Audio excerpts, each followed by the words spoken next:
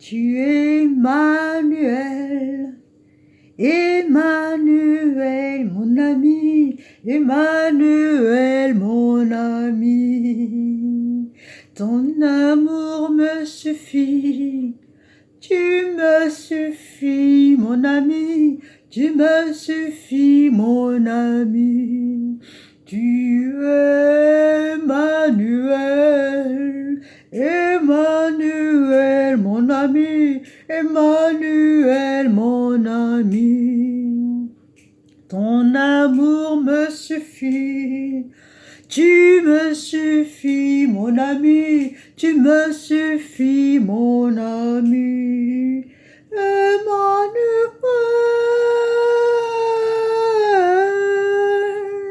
Emmanuel, Emmanuel,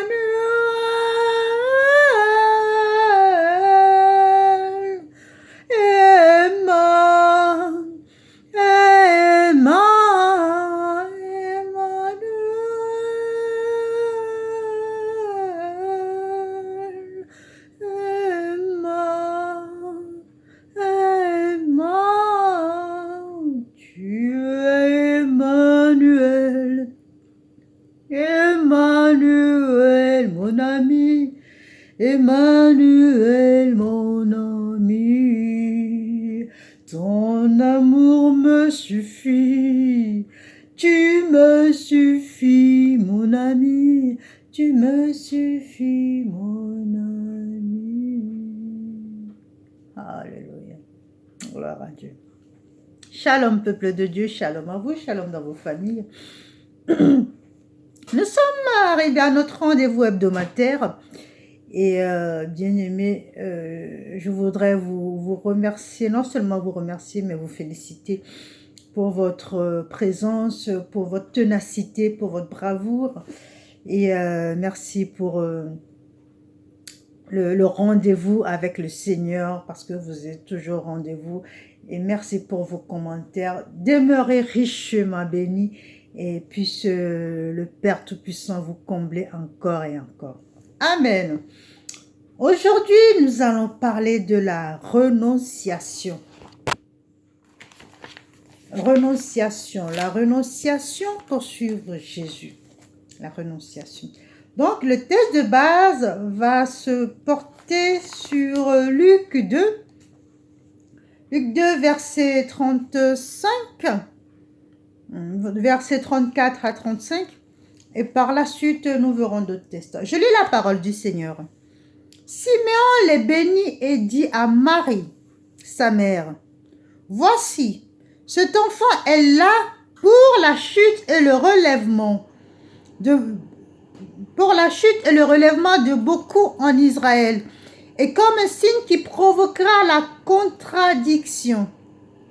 Et toi-même, une épée te transpercera l'âme afin que les pensées de beaucoup de cœurs soient révélées. » Alléluia.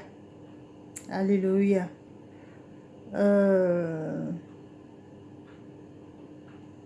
Alléluia. Ici, dans ce texte, il s'agit de Siméon. Siméon qui parle. Je vais remonter un tout petit peu afin que vous puissiez bien comprendre. Je vais remonter au verset 27. Il vint au peuple leur pousser. Alors, il s'agit de Siméon. Au 25, et voici qu'il y avait à Jérusalem un homme du nom de Siméon. Cet homme était juste et pieux. Il attendait la consolation d'Israël et l'Esprit Saint était sur lui. Amen. Il avait été divinement averti par le Saint-Esprit qu'il ne verrait pas la mort avant d'avoir vu le Christ du Seigneur. C'est ce qui est marqué. Il vint au temple poussé par l'Esprit. Et comme les parents apportaient le petit enfant Jésus pour accomplir à son égard ce qui était en usage d'après la loi, il le reçut dans ses bras, bénit Dieu et dit, « Maintenant, Maître, tu laisses ton serviteur s'en aller en paix selon ta parole, car mes yeux ont vu ton salut et la gloire de ton peuple, Israël. Son père et sa mère étaient dans l'admiration de ce qu'on disait de lui. Voilà, et la suite que j'ai lue tout à l'heure, Siméon les bénit et dit à Marie. Voilà.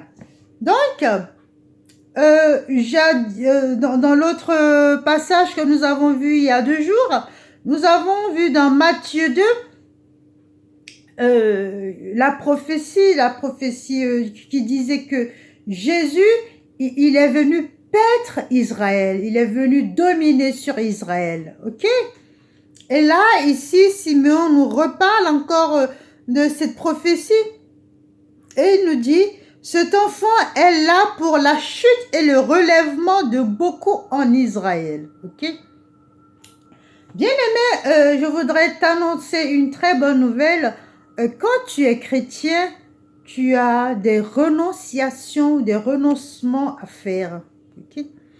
Quand tu es chrétien, tu dois renoncer à certaines choses. Pourquoi je dis ça? Quand tu étais dans le monde, tu avais ta vie tranquille, tu faisais tout ce que tu pouvais, il n'y avait pas de loi, il n'y avait pas de règle, il n'y a rien. Mais laisse-moi te dire que quand tu viens à Christ, tu as des devoirs, tu as des lois, tu as... Voilà. Rien que quand vous prenez rien que les 10 commandements, c'est toute une loi à appliquer. Le livre de la loi est plein de conseils, est plein de lois. C'est un petit peu comme comment dire, ce que les juges utilisent. Le code, voilà, le code pénal. Donc nous avons la Bible et il y a des lois à suivre, il y a des lois à pratiquer. Quand Simeon dit ici que Jésus sera est là pour la chute et le relèvement de beaucoup, ça ne veut pas dire que Jésus fera chuter plusieurs, Jésus fera relever plus. Qu'est-ce que ça veut dire? Là, je vous ramène juste à la parole de Matthieu 10. Matthieu 10 qui nous dit, je ne suis pas venu apporter la paix, mais l'épée. Ok, je ne suis pas venu apporter la paix, mais l'épée. Quand tu veux suivre Jésus, il y a des choses que tu ne peux plus faire. Quand tu étais dans le monde, tu te réveillais, tu montais, tu regardais des films pornographiques à longueur de journée, tu étais infidèle, tu trichais sur tes revenus, tu commettais l'adultère. Mais quand tu viens à Christ, ces choses doivent disparaître. Je ne suis pas venu apporter la paix, mais l'épée, cela veut dire quoi? Cela veut dire, pour avoir la paix, tu dois prendre l'épée. Cela veut dire, en d'autres termes, que si tu veux suivre Jésus, tu dois prendre l'épée, tu dois renoncer à certaines choses. Renoncer à certaines choses, cela veut dire non, et tu coupes avec et tu repars. Renoncer, la renonciation, renoncer à quelque chose, c'est couper avec la chose, pas couper, juste un petit peu revenir, couper d'une manière radicale, dire à cette chose, non, je ne veux plus de toi. C'est pour ça, quand Dieu nous dit, je suis venu apporter l'épée et non la paix.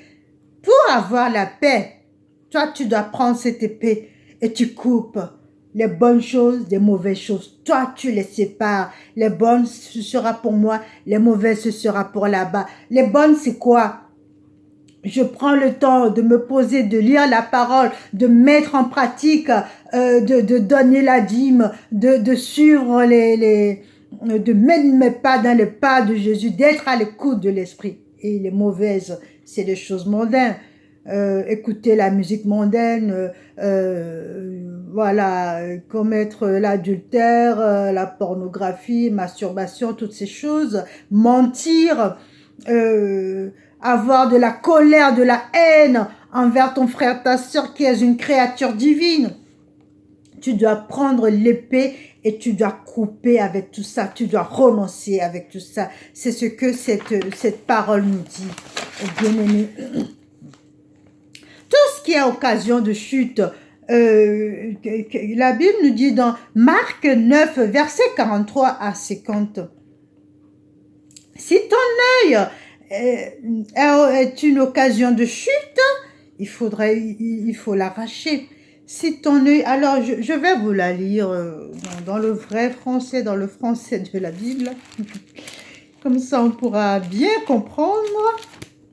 Et vous saurez que ce n'est pas Anne qui le dit. C'est marqué dans la Bible, noir sur blanc. Alors, j'y suis, Marc 9, verset 47. Ah, j'avais marqué la page, ok. Verset 47 à 50. Si ton œil est pour toi une occasion de chute, arrache-le. Mieux vaut pour toi entrer borne dans le royaume de Dieu que avoir les deux yeux et d'être jeté dans la guêne. Si ton œil est une occasion de chute, cela veut dire en d'autres termes qu'il faut discipliner nos sens. Nos sens, c'est tout ce que le monde nous montre, tout le reflet du monde, tout ce que le monde nous renvoie comme image, qui impacte nos vies, qui impacte nos milieux, qui impacte nos santé, auxquelles nous nous accrochons, auxquelles nous ne voulons pas nous détacher. Si tu vois que ça, c'est une occasion de chute. Si tu vois que tu vois quelque chose, ça te met en colère, bien-aimé, essaie de ne plus le voir. Si tu vois que quand tu vois une collègue ou un collègue, voilà, parce que cette personne a une grâce divine, parce que Dieu l'a doté d'une beauté inégalable, voilà, il y a certaines personnes qui sont comme ça. Quand toi, tu vois cette personne, que tu as la jalousie, la haine envers cette personne, mais trace le chemin. Ou quand cette personne se présente devant toi, essaie de penser à autre chose, ne regarde pas ses yeux, ne regarde pas ce que tu convoites en lui, qui te donne l'occasion de chute. Il y a plein d'exemples comme ça. C'est pour ça la Bible aussi nous dit, je suis venu apporter l'épée. L'épée aussi, c'est pour couper, c'est pour discipliner nos sens, c'est pour discipliner notre organisme, c'est pour discipliner notre vie, pour dire, à partir de maintenant, je prends la ferme résolution, je garde ça pour moi, je rejette ça. Ça s'appelle renoncer à quelque chose, renoncer à la mauvaise vie. Je renonce à ça, je garde ça. Donc Simeon nous dit, l'enfant, il est venu il est venu pour semer la contradiction. La contradiction, c'est un petit peu ce que nous avons vu la dernière fois, ce sont les préjugés. Ok? D'abord, il sera une occasion de chute et de relèvement pour beaucoup en Israël. Et par la suite, il va provoquer la contradiction. Cela veut dire quoi? Vous voyez à l'époque, quand Jésus faisait ses miracles chez les scribes, chez les pharisiens, il y avait des contradictions, il y avait des préjugés. Voilà, vu qu'ils ne comprenaient pas, ils ne savaient pas du tout à qui ils avaient affaire, ils inventaient des choses, ils disaient des calomnies, des blasphèmes contre le Fils de Dieu, qui revendiquait même pas son titre de Fils de Dieu. Pour lui, c'est le Fils de l'homme. Jésus se faisait appeler Fils de l'homme à l'époque. Et pourtant, les pharisiens, ils étaient dans la contrariété. À chaque fois, ils menaient la vie dure. Donc, Simeon, il a annoncé quelque part les persécutions de Jésus, les persécutions, les préjugés, tout ce qu'il avait eu à l'époque, tout ce que le monde lui a renvoyé comme image. Donc, c'est de ça qu'il parlait. Et alors, quand il dit à Marie, dans Luc 2, verset 35, « Toi-même, une épée te transpercera l'âme, afin que les pensées de beaucoup soient révélées. » L'épée qui te transperce l'âme, c'est quand elle voit la méchanceté du monde qui a cloué son fils à la croix. Bien aimé, pour une maman, voir son fils cloué à la croix, c'est plus que le cœur transpercé, c'est l'âme, c'est l'âme qui est transpercée.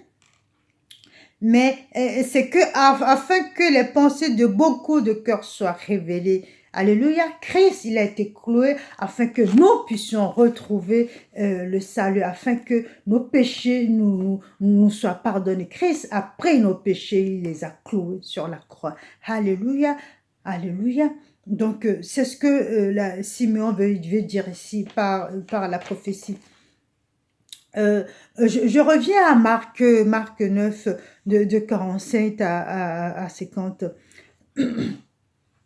Bien-aimés, de nos jours, nous faisons pléthore de fautes, nous commettons beaucoup de choses, beaucoup de délires, beaucoup de dégâts, et verbal, et mental, et psychique.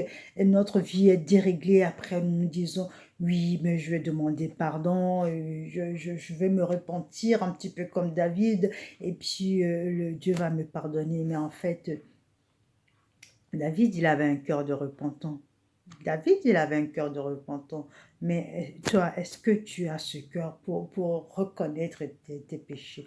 Avant de pouvoir reconnaître ses péchés, avant de pouvoir activer cette repentance dans le cœur, d'avoir ce cœur de repentance, ce cœur prêt à adorer Dieu, il faut d'abord que toi, tu mettes des limites entre tes péchés. Toi, il faut que tu renonces à certaines choses que tu faisais quand tu étais dans le monde. Il faut que tu prennes l'épée. Et quand la Bible nous dit je suis venu semer le trouble entre la belle-mère et la belle-fille, entre le père et l'enfant, quand tu vas rentrer dans une belle famille, eux, ils ont leur vie, eux, ils ont leur histoire. Ils avaient leur histoire, ils avaient leur Dieu qui servait, comme à la femme samaritaine, parce qu'il disait à Jésus, nos pères adoraient sur cette montagne. Donc, le puits de Jacob, à l'époque, ils adoraient Jacob. Donc, à l'époque, ils n'adoraient pas Jésus. Donc, dans n'importe quelle famille que tu vas aller, il y a des divinités dans ces familles. Donc, quand toi, tu vas y aller avec ta parole, ou même quand tu vas y aller avec ta propre divinité, ce que tu as reçu, machin, si c'est la parole, tant mieux, même si c'est pas la parole, quand tu vas y aller, l'autre, il va pas être content. Mais quand tu vas avec la parole, c'est encore pire, parce que l'esprit là-bas va te dire, oh, tu te calmes, moi, ça fait des années que je suis là. Donc, c'est ce que Jésus-Christ de Nazareth veut nous dire par là. Je suis venu diviser la belle, semer le trouble entre la belle-fille et la belle-mère, entre le père et le fils. Le père, pourquoi ces comparaisons? Parce que le père, la belle-fille, la belle-famille, tout ça, c'est des gens qui ont fonctionné à l'ancienne. Donc, il y a l'ancien, il y a le nouveau. OK? Je ne sais pas si vous voyez un petit peu comment dire, le métaphore. Il y a l'ancien, il y a le nouveau. Donc, on voit qu'il y a le vieux manteau, le vieil homme qui était là, enraciné, avec ses vieilles habitudes, avec ses coutumes, avec ses traditions, avec tout ce qu'il adorait. Et le nouvel homme qui est devenu une nouvelle créature, qui est jeune, qui a été baptisé, qui a reçu le Christ, qui a un nouveau manteau, qui est venu maintenant pour pouvoir épouser l'autre, pour pouvoir rencontrer l'autre, pour pouvoir cheminer avec l'autre. Forcément, il va y avoir confrontation. Forcément, il va y avoir confrontation, il y a une divinité qui va dire, oh, ici c'est moi d'abord, j'étais là avant toi, donc tu vas te calmer. C'est pour ça que Jésus disait, je suis venu semer le trouble entre la belle-mère, la belle-fille, le père, le fils. Donc on voit le manteau. Dans Hébreux 8, nous allons voir l'ancienne alliance et la nouvelle alliance. Voilà, le vieux et le nouveau. Colossiens 3, donc si quelqu'un est en Christ, toutes choses sont devenues nouvelles. Donc, euh, quand toi, tu donnes ta vie à Christ, quand tu te donnes à Christ et que tu deviens une nouvelle créature, bien-aimée, tout ce qui est ancienne créature, tout ce qui est ancienne loi, tout ce qui n'est pas conforme à ce que toi tu vis, à ce que toi tu fais, ils ne vont pas t'apprécier. Colossiens 3, ils ne vont pas t'apprécier. Voilà. Colossiens 3, quand quelqu'un...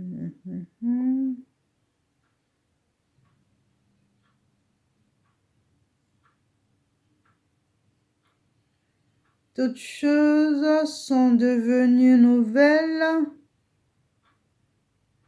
Bref, voilà. Donc, c'est dans Colossiens. Quelqu'un vient à Christ, toute chose est devenue nouvelle. Donc, le vieil manteau, la vieille personnalité part.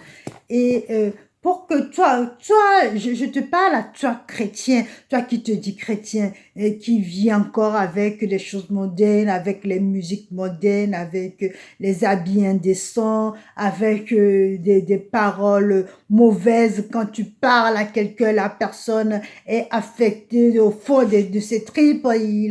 Cette personne a tellement mal, tellement tu l'as vexé. Toi qui es plein de colère, de haine, de jalousie, et tu te dis chrétien, toi qui commet l'infidélité, toi qui commets l'adultère, toi qui regarde des films pornographiques et tu te dis chrétien, toi qui n'arrêtes pas de mentir tous les secondes que tu dis chrétien, aujourd'hui il est temps que tu prennes l'épée. Alléluia, il est temps que tu prennes l'épée et tu coupes, tu renonces à cette ancienne vie. Renonce à cette ancienne vie, donne franchement ta vie à Christ et tu verras. Ce n'est pas toi qui vas te dire, ouais, aujourd'hui je me lève. Il y en a qui ont une forte caractère, une volonté d'en faire, qui le font chapeau. Mais si toi tu n'y arrives pas, bien-aimé, demande l'aide de l'Esprit Saint. C'est l'Esprit Saint qui va venir t'éclairer. D'abord, il y en a qui mentent par plaisir, juste pour plaire à certaines personnes. Des fois, il s'agit de pathologie, comme des kleptomanes. Voilà, ils viennent, ils prennent des choses, ils ramassent, mais en fait, ils se rendent pas compte, c'est une pathologie. Donc, il y en a qu'on appelle notamment des mythomanes. Ils sont là, ils mentent à longueur de journée parce qu'ils veulent se donner une personnalité, parce qu'ils veulent se donner une image et ils s'y plaisent et tout va bien. Bien aimé, la plupart du temps, c'est l'Esprit Saint qui vient éclairer ce côté en toi. Parce que toi, tu ne te rends pas compte que tu es dans le déni de ton péché. Tu ne te rends pas compte que tu es en train de faire quelque chose de malin, de mauvais, et que tu ne te rends même pas compte. C'est l'Esprit Saint qui va venir, qui va te dire, tu sais, quand tu parles, franchement, c'est pas beau à entendre. C'est l'Esprit Saint qui va te dire, tu sais, quand tu te mets en colère, alors là, je ne supporte pas. C'est l'Esprit Saint qui va te dire, mais tu sais, tu viens encore de mentir, mais est-ce que tu as intérêt de mentir? Petit à petit, il va te mettre des lumières sur tes zones d'ombre. Tu vas dire, ah ouais, ok.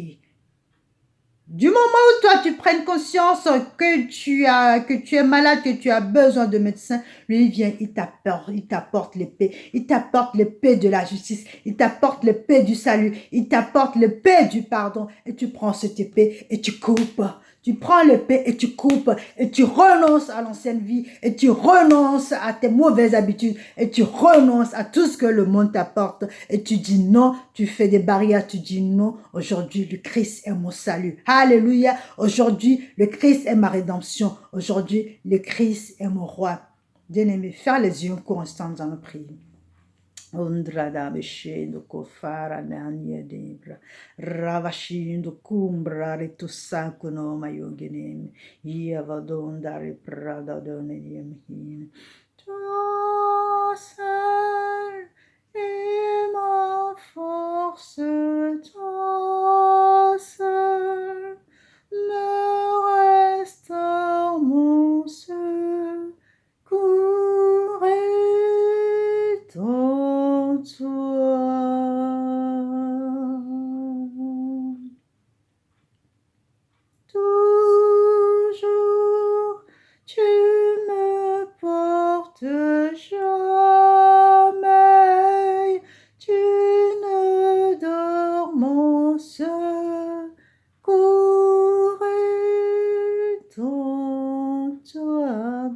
Père éternel, Dieu de gloire, Dieu de miséricorde, Dieu de toute magnificence, je te remercie infiniment d'avoir veillez encore sur nous, sur tous ceux qui écoutent et regardent ces vidéos, de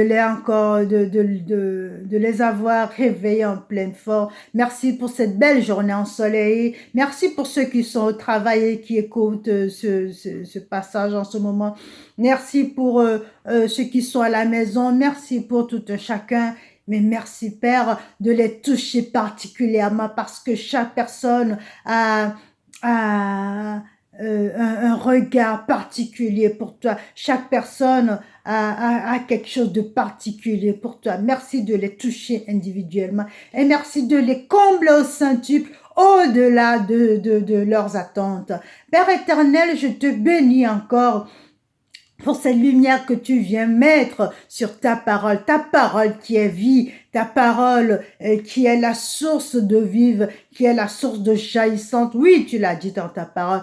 Qui vient boire à cette eau n'aura plus jamais soif. Donne-nous de cette eau, Père. Nous avons soif de boire à ton eau, à cette source de vivre qui étanchera notre soif et qui permettra que nous n'aurons plus jamais soif, mais nous aurons la vie éternelle. Alléluia, Père éternel, en ce moment, je remets toutes ces personnes qui ont un besoin urgent de pouvoir renoncer à leur ancienne vie, renoncer à l'ancien manteau, renoncer aux mauvaises habitudes, à tout ce que le monde leur envoie comme mauvais reflet. Tous ceux qui ont besoin de renoncer à ça, Père, je te les confie. Bien-aimé, si tu te sens concerné, lève les mains en l'air. Merci.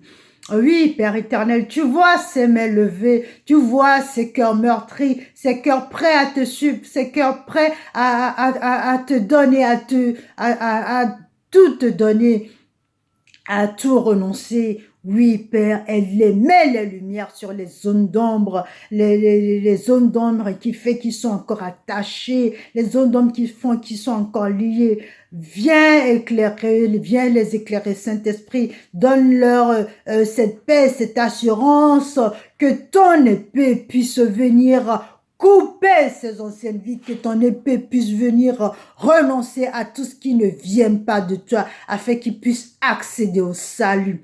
Gloire, louange, honneur à toi, mon Dieu, mon roi. Amen. Bien-aimé, demeure béni et sois rassuré. Le renoncement a commencé. Il suffit que toi, tu le dises. La prière que nous avons faite, si tu l'as fait avec nous, si tu l'as fait de bon cœur, si tu l'as fait avec ferveur, sois-en sûr, Dieu a écouté ta prière. Maintenant, reste réceptif à l'Esprit Saint. C'est l'Esprit Saint qui te remplit. Laisse-le te remplir afin qu'il puisse t'éclairer, qu'il puisse t'aider à renoncer à tes mauvaises habitudes pour accéder au salut. Demeure béni. Amen.